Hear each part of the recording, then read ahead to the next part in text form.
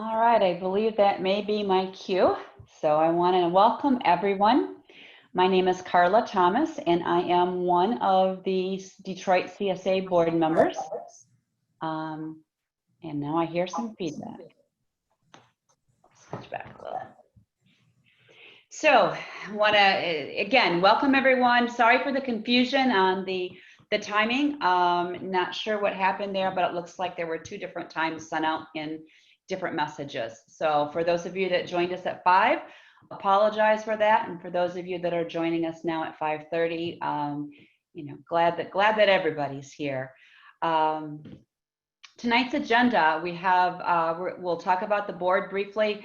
We have a great vendor as well as a great presenter, and they will take over the screen shortly. But before we do that, the CSA, a couple things.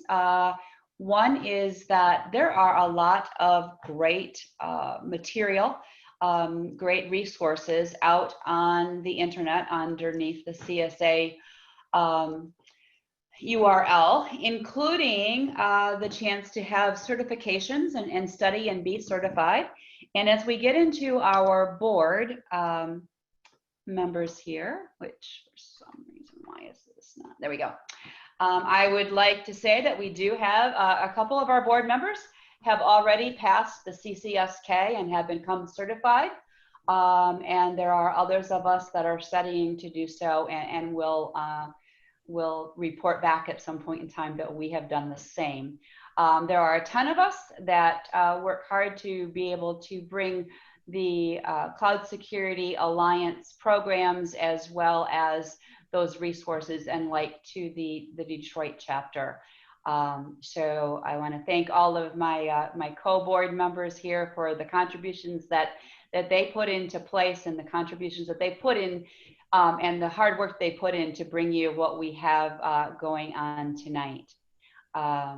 So with that said, let's, it's not possible with our hard work wouldn't pay off and wouldn't turn into an event like this if it weren't for our sponsors. And tonight we have a great sponsor, as I mentioned before, Trend Micro, and James Riley is going to have a little chance to talk now. Thanks, Carla. You want me to share my screen, or I know I sent the prezo to you guys. Oh, yes, go right ahead if you can. Oh, sure. Thank you.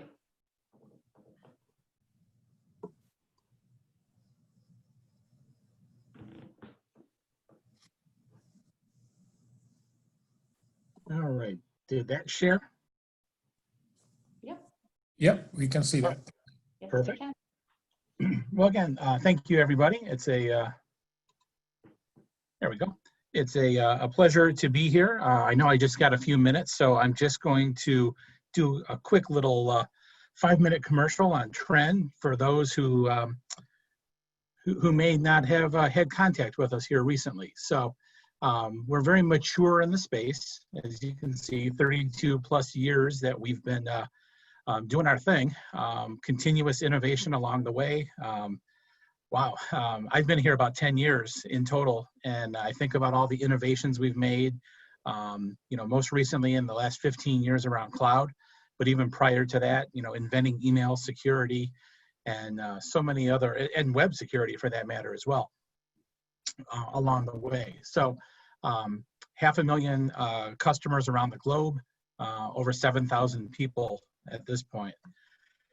So just a very few slides in here. I really just wanted to touch on a few items that we're seeing that our customers are being challenged with multi-cloud migrations.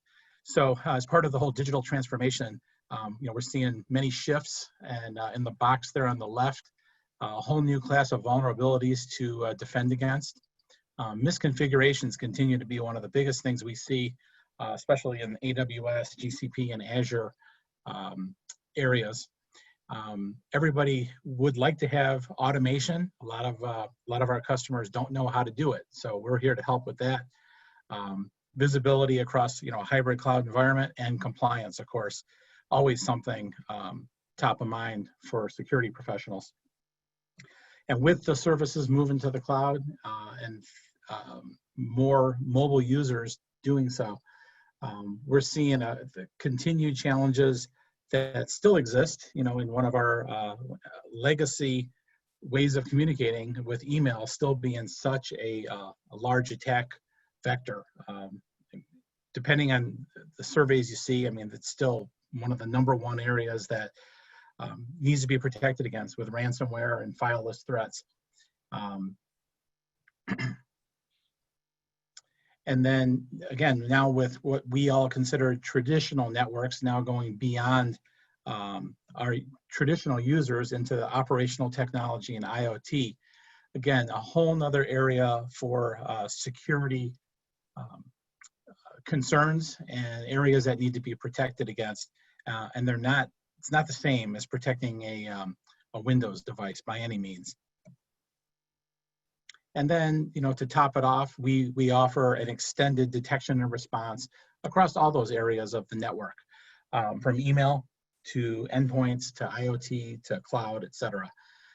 So ultimately, we're just seeing what the challenges being presented are: too many silos of visibility, too many small vendors who have 1 or 2 solutions out there that may fill a need but can't communicate across the broader network. And threat hunting becoming more and more of a challenge. So just again, for those not as familiar with us, one of the commonalities you'll see here in this in these Forrester Wave reports, in the leaders quadrant, we exist in all 4 of these. So we're the only vendor who can say that. So from endpoints to email to cloud workloads to our extended detection and response, we can play across all these, correlate data, and provide very pertinent security information to our clients. For the hybrid cloud workload security, we're just under 36% market share. As you can see, we've led this space for a very long time. And we are #1 with Azure, AWS, and GCP. And last one here, I always like to point out, if you don't know Trend, our threat research is second to none. 250 million plus sensors out there.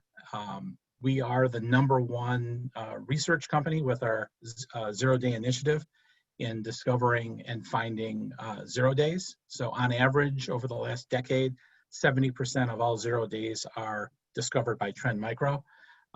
So nobody's even close. I think in the last few years, Google's been 18, 19%. But something we're very proud of, makes our products better, makes our products stronger, and provides better protection. So again, we thank everybody here for the opportunity just to give a quick little commercial on Trend. If you need anything from us, certainly reach out. I also did put in the chat the second link that I posted for the survey was the actual one that was working. If you guys want to fill that out, we're going to give out a $150 Amazon gift card. So I'll wait, give that 24 hours or so before we pull it. So feel free to copy that link and fill that out. So thank you very much, Carla and Rob and everyone else. It's been a pleasure. And thank you very much. Let's see, we'll get back here to, yes. All right. Yes, thank you very much, Trend Micro. As I said before, these events are not able to be done without the sponsorship and without the help from those sponsors. So we want to make sure that we thank them. Now next, and for the highlight of our evening tonight, we have Mr. Adrian Corona, who is the Principal Cloud Security Architect for Microsoft. He is a member of the Global Black Belt Cybersecurity Group within Microsoft, and he is responsible for cloud cybersecurity for all of the Americas. He has been working for or been a member of the Microsoft team for over 13 years. and brings just a wealth of knowledge on cloud security to us. And I'm excited, and I hope everyone else is excited to hear what he has to say tonight. So Adrian, with that, if you'd like to share your slides, and welcome. Certainly. Thank you, Carla. Hi, everyone. I'm going to start sharing my screen. Let's see.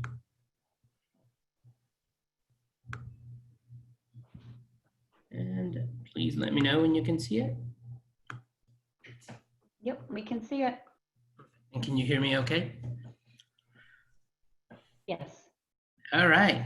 Awesome. Well, thank you so much for your time today and putting some time in your busy days and afternoons to learn a little bit more about cloud security. And thanks, same thing, Adrian Corona, not related with latest events or the beer company, unfortunately. I am a cloud security architect for all intents and purposes. And here's my Twitter handle. I tweet some things here and there, mostly things about work. If you want, or LinkedIn, I'm pretty active in those. So let's get to it. Let's talk about today. Let's talk about cloud security. I do spend a lot of time with customers discussing customers are about to move to the cloud, or they even moving to the cloud. But the question is, how do I move correctly? What are the things that I need to look for? What are some of the gotchas, if you will, right? So first thing is, when we think about shifting to the cloud is understanding that there will be some changes in not all of them, but some of our security practices that we have today. One thing to note is that we have changes on that technical depth of security issues that can move with migrated workloads to the cloud. So, for example, when you move an application that require older vulnerable versions of Java to be moved to the cloud in a more like a lift and shift, right? When that happens, and when you're moving to the cloud, there's a few things that we need to look for, and also there's things within when we talk about the roles of people, the responsibilities, and the things they have to do, as well as the tools and processes. Some of them will stay the same. So, for example, the attack techniques that we see today, like scan or exploit, pass the hash, all of those exist still in infrastructure as a service. And so does the need for patching and blocking any unsolicited inbound traffic. So those type of things will be the same for the most part. There will be things that will probably be changed, like, for example, having this practice of having multi-factor authentication for administrators. That's been important for a very long time, but now I think it's critical because is the cloud management interfaces where they can be used are available on the general internet. So for security logs have been made of, it may have been important, but difficult to gather in on-premises environments. So when we think about the cloud, makes this significantly easier with capabilities like monitoring or log consolidation that allows you to do that in a single interface. So those two are some of the things that usually change in the cloud. Now, when we talk about what are the new things, so native platform capabilities like cloud policy, cloud automation. The gentleman in the previously from Trent Micro was talking about that. Automation is a big topic. DevOps, SecDevOps is massively. It will increment your let's say your cloud maturity a lot, and those are new things or new processes, and as well as new capabilities that you may have in the cloud to audit and enforce configurations that we're basically not practical to do on premises deployments. Okay, so now moving on a little bit into some sort of a vision of how transformation has been happening. Today, we have many businesses transforming rapidly to compete with this digital startups. Today, to stay competitive, businesses are trying to transform using new technologies and giving new experiences to customers. From CSA, Spanish? I'm sorry? Hello? Oh, I guess that was unmuted. Perfect.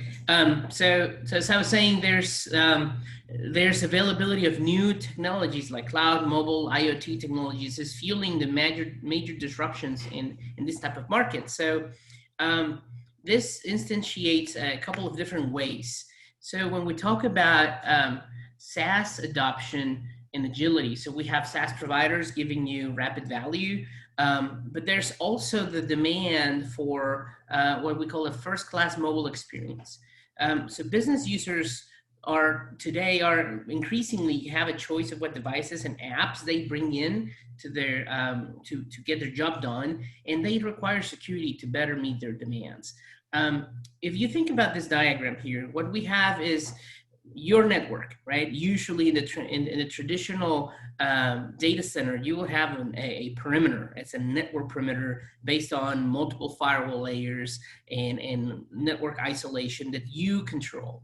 As you move to the cloud, and not just public cloud, but other, like I was mentioning, as you start moving into some of the SaaS applications or other mobile experiences that require you to empower, bring your own device type of conversations, that perimeter starts to expand. There's also things like IoT and cloud technology, like infrastructure as a service and platform as a service. So today, if you deal with Internet of Things, that you see that is proliferating, and the manageability and visibility of those devices, they will change or vary greatly from PC and mobile devices. So you have to be able to secure those devices that are usually in a field or in a remote location in a factory. And also, more importantly, some of those devices may or may not be, whether they may be offline on the Internet of Things type of projects. These devices most likely will need some type of cloud connectivity at some point to deliver their data, or some sort of cloud connectivity that, again, it's outside of our control. So what we're trying to is to have a modernization in the way we think about our perimeter. We need to manage our resources and risks based on when we no longer are defined by IP subnet addresses. So this changes will bring these changes will bring new security challenges, but they also bring new opportunities. So for example, what you've seen here, we've decided, or we've chosen to represent this as a new perimeter rather than perimeterless, because the core concepts of a security perimeter still apply to identity controls. So what we're trying to say is the only thing, when you talk about your perimeter and you start extending or expanding your perimeter to this type of workloads, the only constant across all of them is identity. So you need to focus more on protecting the identity as well as keeping your network traditional controls, right? So ideally, you're going to be into a situation where you're going to be running what's called a dual perimeters. So we are in a transition period where security will operate those two styles in parallel, and they will protect both legacy workloads and modern scenarios. So really, you're going to have on one hand, the forces that are driving the adoption of the identity parameters are, the prevalence of attackers using identity tactics. So those identity tactics will bypass classic network perimeters, for example. And then there's also the need to protect assets with network controls are not available, like as I was mentioning, IoT, mobile devices, and etc. So we're going to have a combination of those. So now, when we talk about how those roles and responsibilities have been evolving as you start moving to the cloud, you see we move into a technology architecture are shifting in multiple ways. So for example, we're moving from a large waterfall project to a more agile mode of continuous evolution and deployment.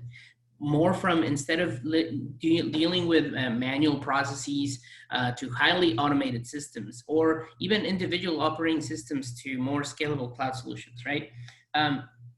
some of the roles and skill sets are also being evolving as we've seen. So administration, for example, you, instead of doing manual tasks to author, maintain, and monitor automated processes, it means that there's a focus on governance tasks, from a heavy focus on people, process, to more of a focus on technology governance.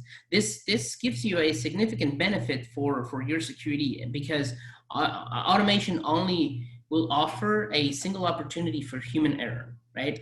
Whether a repetitive manual task offers many. And additionally, more scrutiny is typically applied to automation scripts and blueprints versus an iteration of a manual administration task. So that's some of the way we've seen that evolution in the administration roles. Now, when we talk about network containment, as I was mentioning, the discipline of risk containment within network security is evolving from having just a singular focus on a single technology, as I mentioned, just networks, to a designed risk containment strategy and controls that span all layers, including network, application, identity, and such, and more. What I mean by this is when we think about blast radius and the way you segment your networks, we have been adopting this zero trust cloud networking, if you will, where we take advantage of this new paradigm that this cloud native tools will bring you. While there's transitioning periods where we see customers using traditional firewalls, for example, even in the cloud, ideally the future, the more mature model will prompt you to use this more standardized tools.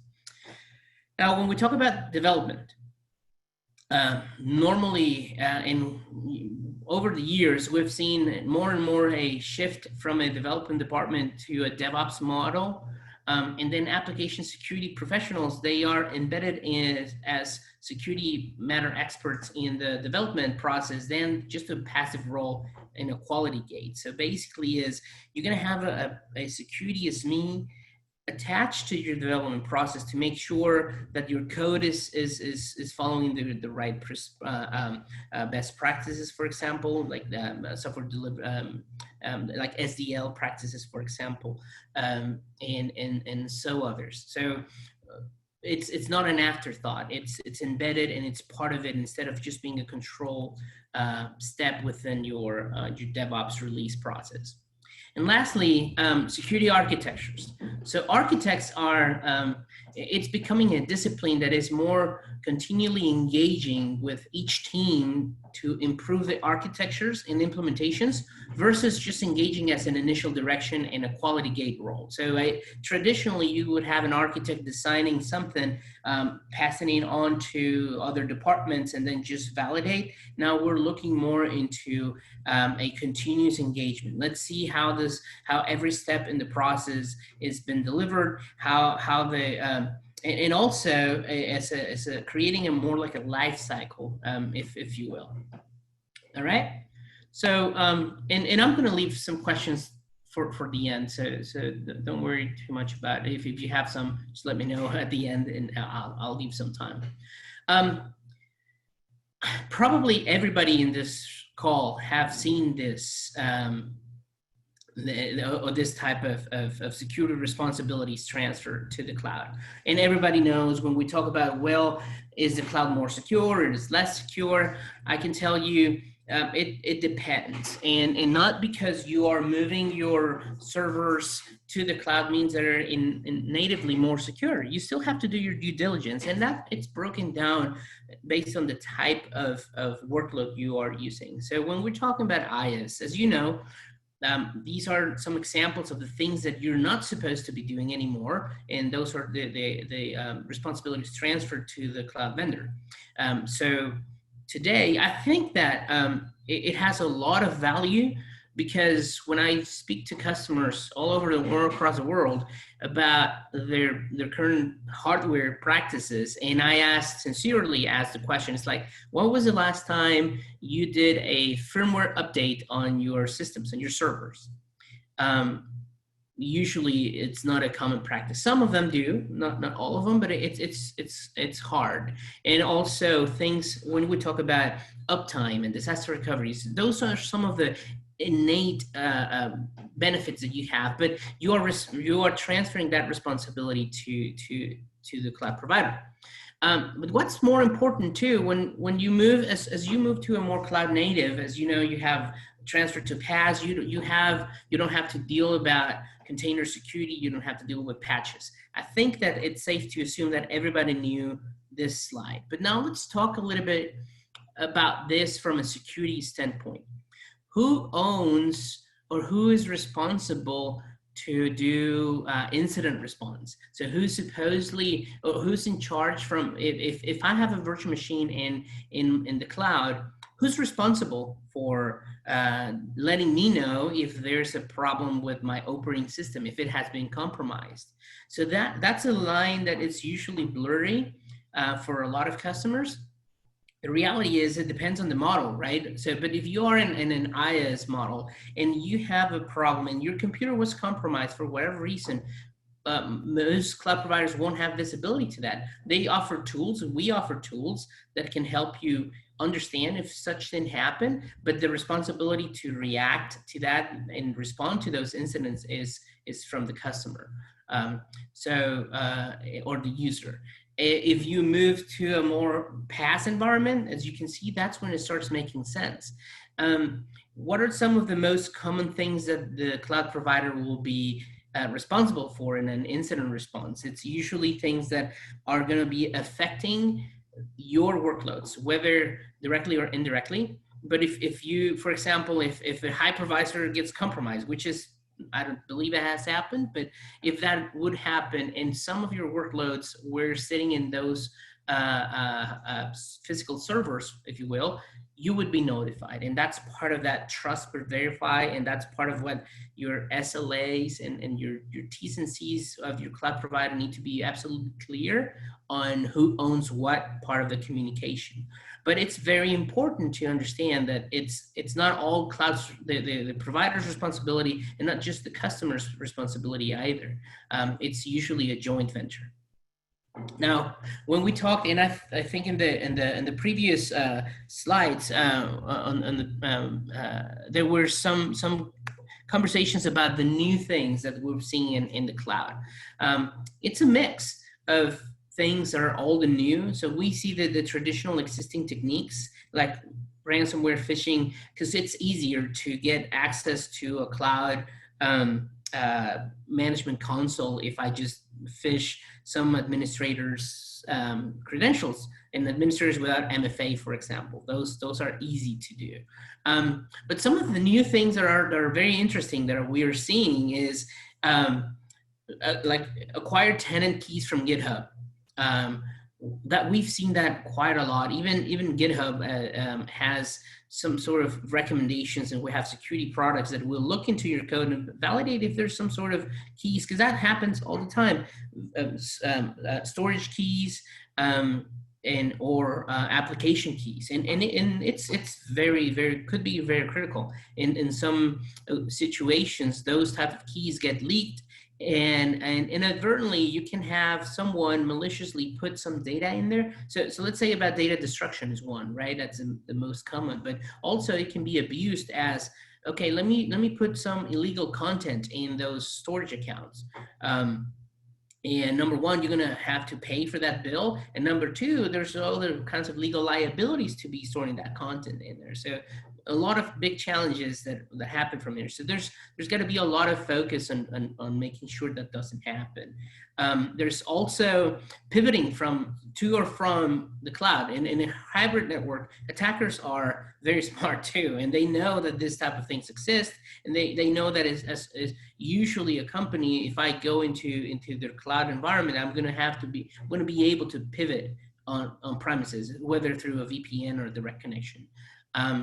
One thing that I see a lot, and it's increasing, is crypto miners. And crypto miners have two different ways to be exploited. We'll probably have more, but the most common are either using, again, an administrator's password to be able to create new compute that's going to be do mining for me. Or even worse, I can get in or get inserted as part of your process or your public facing websites, and insert some malicious code that is going to cause that every visitor that goes to my website is going to start mining for me. So you will notice that when you go to this x.com website of a very renowned company in the world, you go in there and then your CPU spikes up to 100%.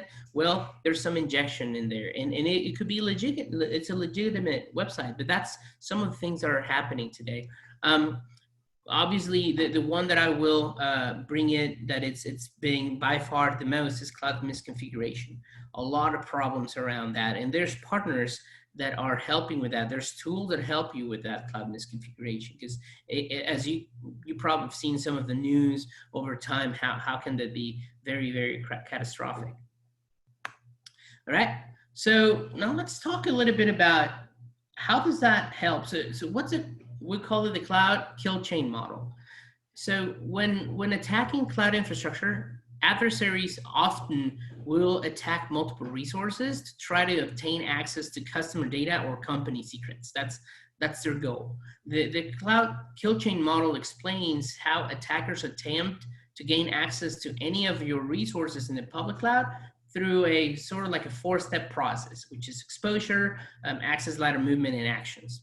So exposure is when attackers look for opportunities to gain access to your infrastructure. So for example, attackers know customer-facing applications must be open for legitimate users to access them. So those applications are exposed to the internet, and therefore they're susceptible to attacks.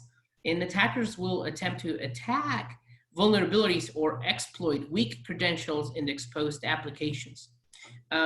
There's exposure can be also found in vulnerabilities or malware-based attacks to compromise user credentials. So we see that very, very commonly on that stage. Then when we move to access, the attackers will try to exploit an exposure to gain access to this infrastructure, and it can be done through compromised user credentials, compromised instances, misconfigured resources, as I mentioned.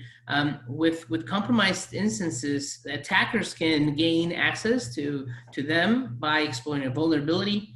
Like, let's think about a public-facing web application or weak credentials, or brute forcing a public-facing SSH server, which happens very often, unfortunately.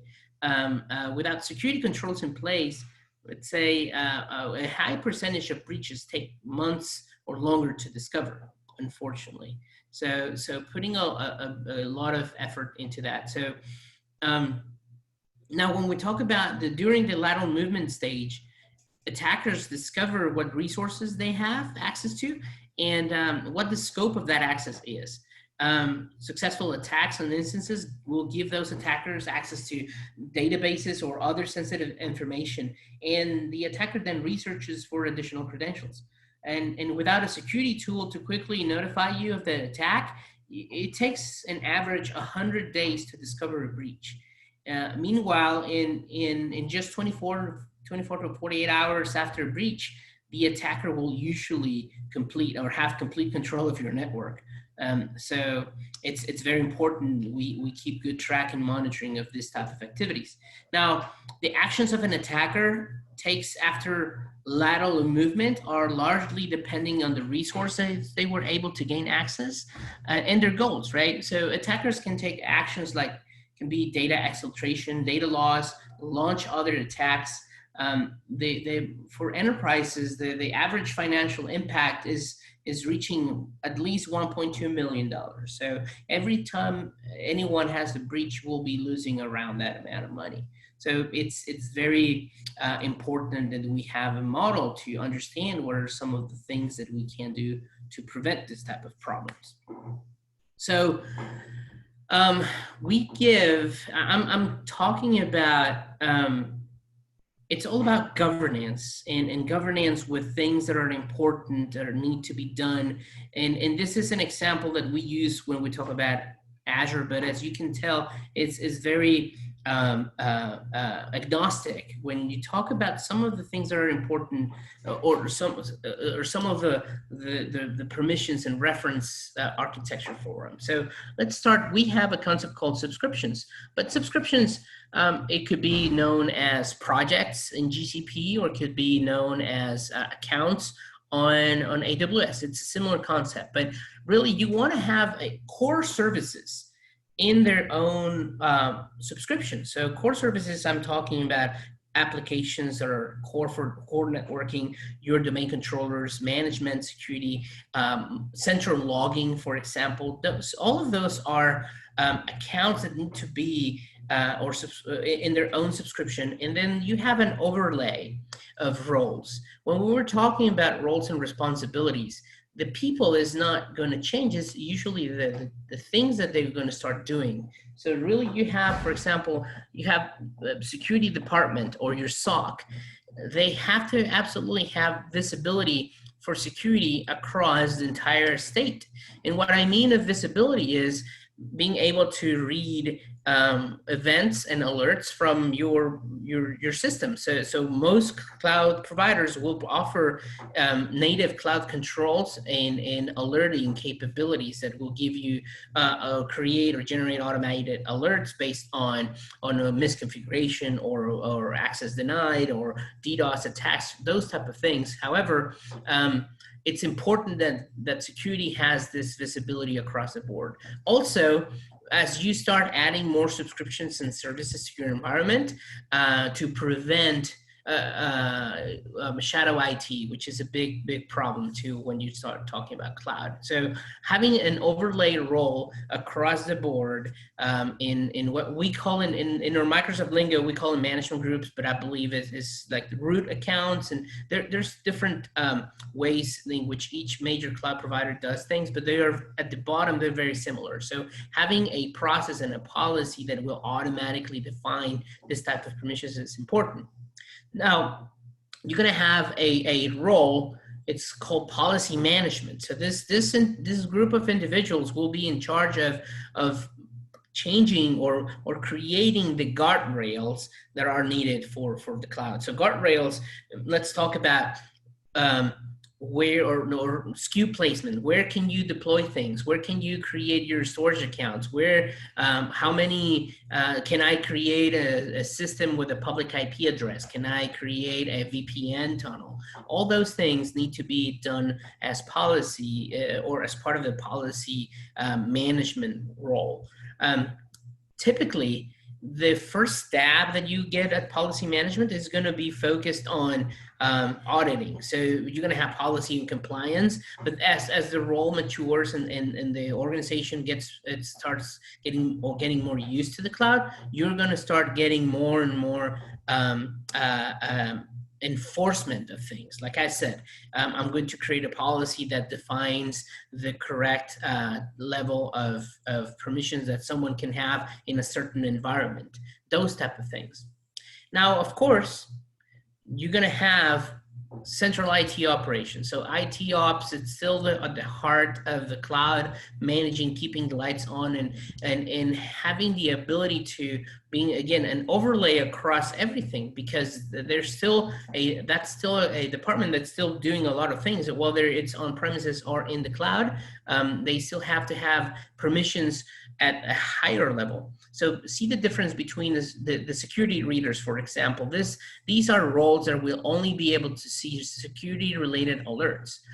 Policies are going to, managers can be readers or contributors for policies, but central IT is usually going to be owners or administrators of the entire state. So very important that the operations that this group generates are in sync with policy and security.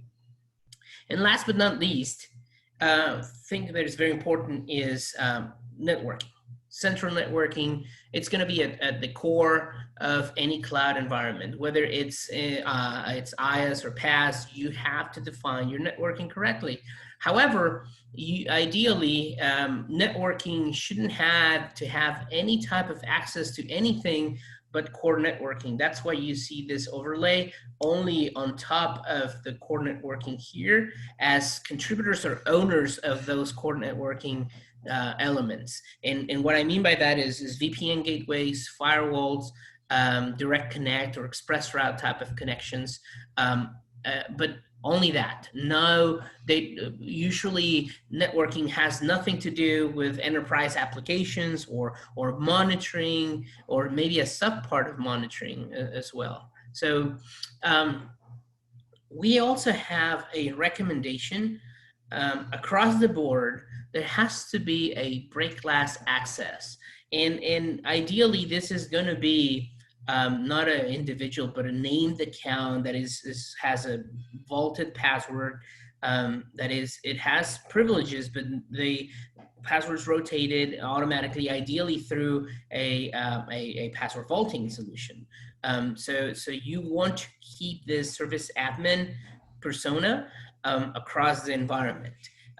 Because of multiple reasons. It could be access resources they can be taking over. There's a multitude of situations where you would want to have this break glass. So with MFA enabled, of course. So important to have that if you don't have that capability today. All right. So I'm going to speed up a little bit. Now, when we talk about subnet connection, so when we talk about defense in depth in the cloud, we normally will have this type of approach where you have workloads coming in from the internet. The first layer is going to be some sort of DDoS protection. So very basic standard DDoS protection for my public IP addresses. It will vary based on vendors, but most cloud providers will offer a basic DDoS protections in case my application has been hammered. However, I recommend you to go and talk to your cloud provider about additional protection that you may have at this layer. Because as I said, there could be the basic DDoS protection. In Microsoft world, there's DDoS standard that gives you additional capabilities, etc. So it's important because usually these DDoS protection rules are generic. They're not tailored to your traffic. So you may still be ending up being a victim of a DDoS attack that kind of goes undetected because of the magnitude of the attack was sufficient to bring you down, but it's not big enough it's just a blip in our radar, for example, sort of speaking. So it's very important that we understand what are those protections. Now, of course, you have the ability to do other like third-party non-cloud DDoS solutions. However, you always, regardless if there's another DDoS over here, you always going to have to come back over here for certain resources. So make sure you have this part nailed down. The next layer, when we talk about it, is load balancers. So load balancers are cloud load balancers that are highly scalable, very important. They're not security appliances, but they empower other things like virtual appliances. So ideally, will help having a virtual appliance, a virtual firewall from a third-party vendor in a high availability model, right? And that's going to be done through a load balancer. For one, I'll talk about it in a minute, but normally we've seen what this is called, like the load balancer sandwich, for example. That's another layer. Adrian, I'm sorry. This is Grant. I'm sorry to interrupt, but you did have one question on maybe a further explanation on vaulted password. I know you hit on it a slide ago, but as you're kind of going through it, it probably will come up again. Could you touch on the vaulted password concept a little bit, particularly as you're kind of working the chain here? Absolutely. Sorry to interrupt you. No. Thank you. Thanks for that. So I'm going to take. I'm sorry, guys. Close this. Can you still see my screen? So vaulted password is you have an administrator over here. This administrator is going to have a password 123, for example, and there's a couple things. You have options. If you have a tool that will save this password securely, so I'm going to save it in a safe, and it's going to be encrypted, and it's going to be also it's going to be is going to have a component, a role-based access control component. So not everybody can get to this password. So this account or this user, it's going to be a administrator at cloud level, right? It's going to be a cloud admin across the board, right? And it's going to here it's all of my subscriptions or cloud resources, if you will, and it's going to be a sleeping account. While it is enabled here at this level, it's not going to be used, and it's going to be highly monitored, right? So highly monitored. What I mean is the vaulted password could be, this could be an application. So when you save this password, it could be an app.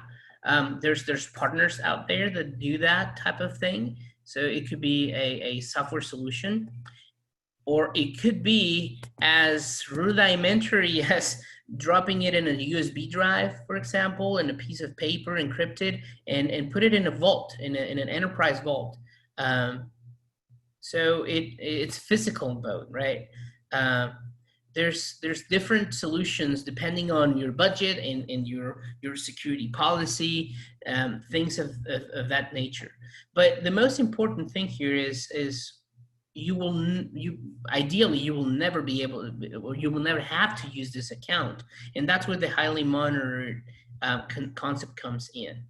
You never want to have only if it's a really truly emergency with everything else is lost. So for example, I can give you a Microsoft example. You have, if you're familiar with Azure Active Directory, that's our directory services.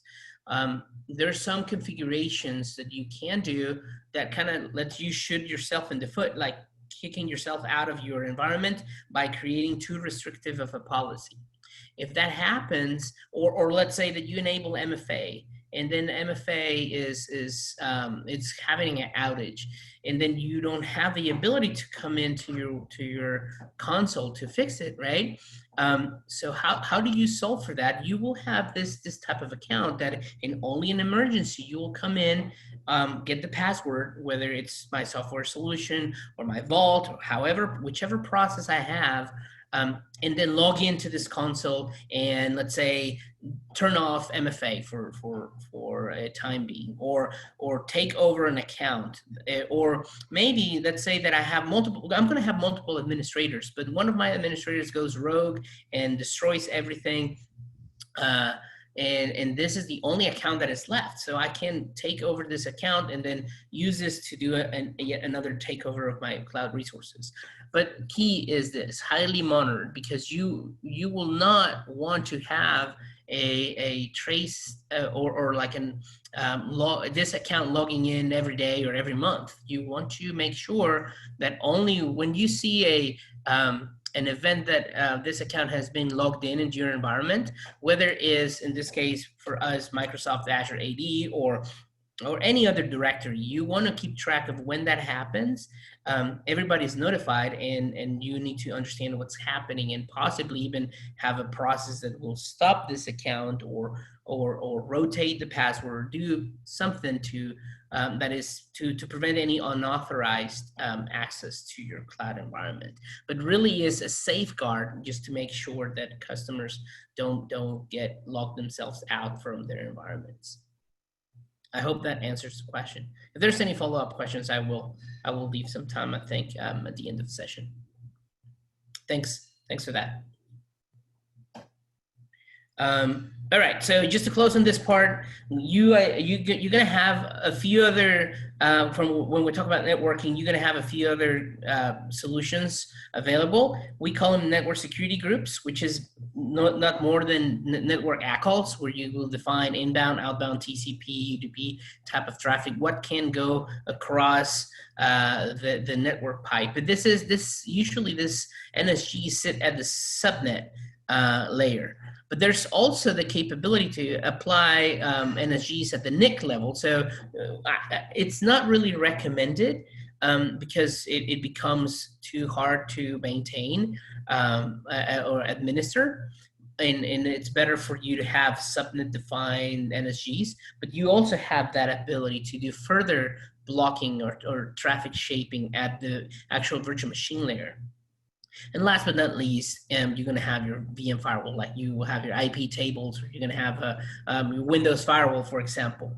Or some PaaS services will offer the firewalling capability that will allow only certain traffic for certain IP addresses.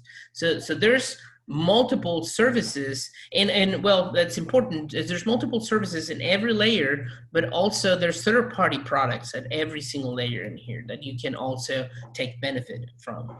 So it's really, when you are talking about architecting security for the cloud, you have to take all those into consideration and understand what are the pros and cons. Usually most customers are their starting point is with traditional VM-based type of security, and as they move to the cloud, they start migrating to a more cloud-native services like cloud firewalls or cloud application firewalls, things like that. All right. So just to, and I think I'm about to, I want just to leave some time.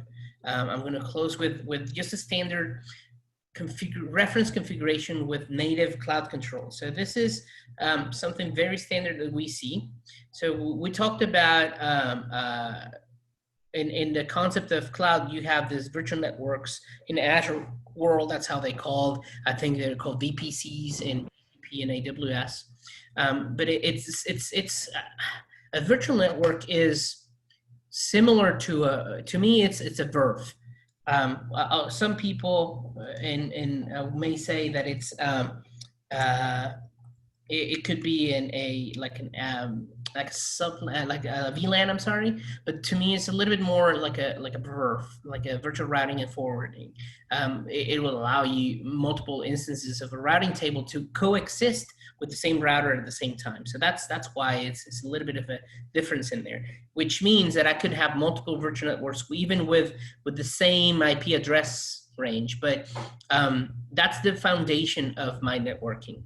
Then, as I mentioned, you want to have some sort of DDoS protection for traffic coming from the internet. But ideally, you're going to have this DDoS protection protecting this public resources. And then the next hop, if you will, is going to be your network firewall. This network firewall, as I mentioned, is usually sitting on a firewall subnet with trusted, untrusted traffic, and it's blocking, it's having standard application rules and network rules and NAT rules that will help you connect your services. There's also another component called a web application firewall. As WAFs are not new to security, but the way they work in the cloud are usually are a little bit different because they're based on this cloud model that it's auto scalable, which makes them very good. However, in some cases they may be not as feature rich as other services. Or third-party services. However, that's a consideration you must be doing when you're talking about cloud architecture and specifically for networking. What type of things do we support?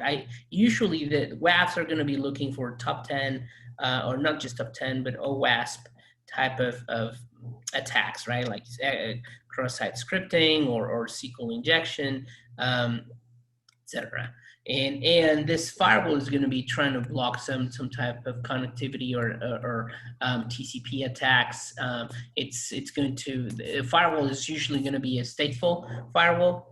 DDoS protection is going to be looking at TCPs and attacks of volumetric attacks. And then as you move further down the line or the architecture, you have other things, as I mentioned. You have your network security groups sitting at a subnet layer, which are going to allow or deny traffic from multiple, from different pieces. And these NSGs usually will be paired up for cloud logging or traffic logging, which is equivalent to NetFlow, for example. NetFlow traffic. It's not going to be a full packet capture, but it's more a net flow where you can see logs coming in and communications. I'm sorry, or traffic coming in from one place to another, inbound, outbound type of rules, and lastly, you have we call it express route gateway. It's the equivalent to a direct connect. Or I believe it's called interconnect in GCP realm, which is that direct connection, usually high speed, dedicated connection between you and your on-premises networks. Some customers, one of the considerations here that is very important is thinking about internet access, and you see it in here, but it's usually going to be now done through the firewall, like a cloud firewall. Some customers decide to do it. They have a firewall on premises. So this is on-prem. They decided to do it here and have some sort of force tunneling or hairpinning. Personally, I'm not a big fan of hairpinning. I'm not a fan of force tunneling because number one, you have a single pane of failure here or a single point of failure over here. And also puts a lot of strain in your networks. However, there's certain scenarios where it's valid. Some customers will say, I have certain security controls over here like DLP or any monitoring or web traffic classification, etc., that for a financial reason I cannot replicate in the cloud. So therefore, all this traffic must go through my on-premises. That could be a legitimate use. Ideally, you want to start, and ideally with the economics of the cloud, you're going to start looking into transferring this and making use or taking advantage of the native capabilities of the cloud service, therefore liberating some of the strain that this type of devices may have on-prem. Adrian, I was going to jump in with a question along the lines of a bunch of the slides that you've covered in the content. What are the most common just mistakes or errors that you see that give rise to that exposure layer that you covered in the kill chain? Like, where does it go wrong most often in your experience? Yeah, thank you. That's a fantastic question. I think there's several. One is misconfiguration of firewalls, for example. Firewall rules. You can inadvertently create an open proxy for your firewall, or you can create or allow traffic from different places that you don't want. So firewall for me is one of the key elements. Firewall ACL configuration, but across the board, regardless of the type of service, it's usually, we have a layer of role-based access, right? As I mentioned, so you have role-based access control. That applies to everything. You're going to have an administrator that is going to be an administrator of everything, and that's why that's where we've seen a lot of those type of issues, where an administrator or a person or a vendor is made an owner of everything, and then there's a problem. But specific examples, as I said, any-to-any rules, subnets being too open or without NSGs. There's a lot of that where you when more so when you're not using things like automation or policies, it's easy to have network devices unprotected, and that protection is going to allow, for example, that this system, it's going to publish a public IP over here with a service directly tied into it. And let's say I'm going to open port 22, and that's going to be open, and it's going to allow me to go straight from here. But since there's no NSG, that'll allow the traffic. And there's no policy here that will block this type of thing. That's going to also accommodate this type of things. Web application firewalls are usually very good, but there's also a combination because, for example, one thing that we see often as well, I'm deleting all of this. I have an application. Let's say this is a server, this is a PaaS application. Let's just say this is a web app. A web application still has a public IP address, and the configuration of a WAF is you're going to have a public IP address for the WAF, which is going to in turn do all the security processing and pass it to the PIP of the web application, right? Well, if you do not apply ACLs to this PIP, that means that anyone from the internet, so if I'm sitting over here, I can just go straight to this PIP and bypass the WAF altogether. So making sure that you have filters that define that no communication from the outside, or better yet, only communication from this web application firewall will be available on this PIP. And this is just basic 3-tier or multi-tier or N-tier application security, but it also applies to the cloud, and usually is oversight because you think it's cloud, so it doesn't matter, or it's going to be secure, going to be protected, and those are some of the most common things that we've seen, at least in the networking area.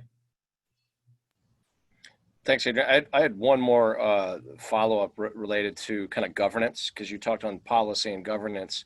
Do you see organizations that are most successful having standalone governance bodies? How do you see that handled?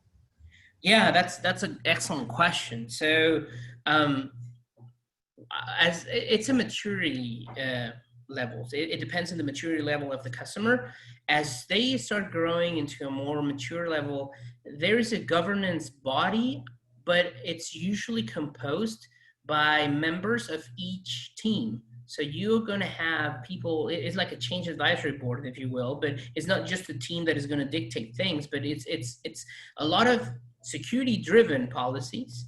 And there's going to be members, honorary members from other teams that will have some sort of discussion on how this policy should be implemented. But usually, the more mature a customer is, the more their policies are going to be similar to or based on written security policies. That's something that we don't see very often just yet, or in more in newer customers. They're basing their security policies on controls that they see in the cloud, but ideally those controls need to come from the company's security department on a written form, and then they just need to be implemented into by using any control available. So for example, you must have NSG or some sort of network ACLs in place. What does that mean? That leaves the room or the floor open to, well, am I going to use an NSG? Am I going to use a firewall? I can use anything as long as I'm satisfying that, but it's going to be based on a written policy. But a more mature customer will have those type of a body of governance, not necessarily a dedicated cloud governance. There's going to be a cloud architecture teams that will have a governance component, but it's usually more and more mature customers will be dealing with security as well. Thank you, Adrian. I don't know, we'd probably open it up at this point to any other questions from the audience. Yes, don't please. See any in the chat, but thank you very much. That was terrific. Anybody else want to jump in with further questions? If not, Carla, maybe kick it back to you. A thank you to everyone that attended. Adrian, thank you very much. That was very helpful. Great session. Thank you so much. Thank you. I appreciate it. And anytime, I think there's another question right there. Oh, no, it was not. Okay, fantastic. Happy to follow me on LinkedIn if you have additional questions. Obviously Microsoft, but I do deal with some multi-cloud environments here and there. So happy to help anyone who's interested. So thanks for the opportunity to speak here. Excellent, Adrian. Thank you so much. And I do see a question in the chats that is not to you, but it's to whether we can see a copy of the presentation. And as you may have heard, this was being recorded, and this will be available with the underneath the Detroit CSA group. And Rob, maybe could you put a link in the chat for where they could find this information later? Rob or Eric? Yeah, we'll send it out after the event. Perfect. Thank you. Thank you very much. And Adrian, as it's already been said, it was a fantastic presentation. Just a wealth of knowledge that was very evident listening to you that you have. I'm going to share my screen real fast so that we can get the information out there for anyone who needs to get the CPE credits. So here we go. If you are interested or would like to get CPE credits for tonight, Renew, another one of our board members would be happy to help you with that if you send an email to her at this address. So I guess with that said, don't forget to take the survey from Trend Micro. Again, thank you to Trend Micro for the sponsorship of this event, and an extra special thank you to Adrian for sharing his knowledge. And I see Juman. Come on in. Thank you. Have a great afternoon. Yep. Juman, I think has a few closing words. Are you there, Juman?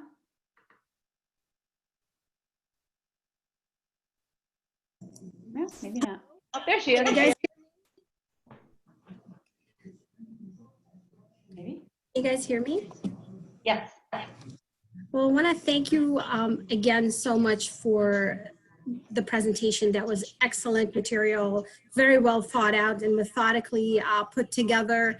I had a question as a follow-up regarding a methodology that you recommend to help organizations move to the digital transformation or execute their digital transformation plans. But that might be an addition, maybe that would be a different topic on a different day. On behalf of the CSA Detroit, we thank you so much. That was extremely valuable session. I was very much in tune with what you were presenting. So very, very well put together. We appreciate you and thank you so much, Adrian. Thank you, no problem. And just to answer that question really quickly, one suggestion that I've always made is every cloud provider will have its cloud adoption framework delineated. Some of them are more mature than others, but obviously ours is the best. I'm just kidding. But yeah, there's a lot of thought and documentation or an effort put into that documentation. So look for your preferred cloud and look for something called the cloud app adoption framework, and that will delineate not just security but the cloud adoption methodology that is streamlined and with expected outcomes and inputs and outputs and that sort of thing. So we use that extensively, and pretty much every customer that is moving to the cloud uses that. So I certainly suggest you to look into that. Thank you, and I hope you would check the Cloud Security Alliance material as well to maybe add in the presentation. I think you'll find it extremely useful as well.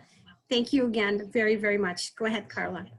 Oh, no, I think that calls it an end unless anyone else has any questions. So again, don't forget the Trend Micro survey. Don't forget to write to Renew if you need CPE credits, and watch for the notice of where the presentation will be that you can reach, as well as our next events that will be coming up in a few months. Thank you.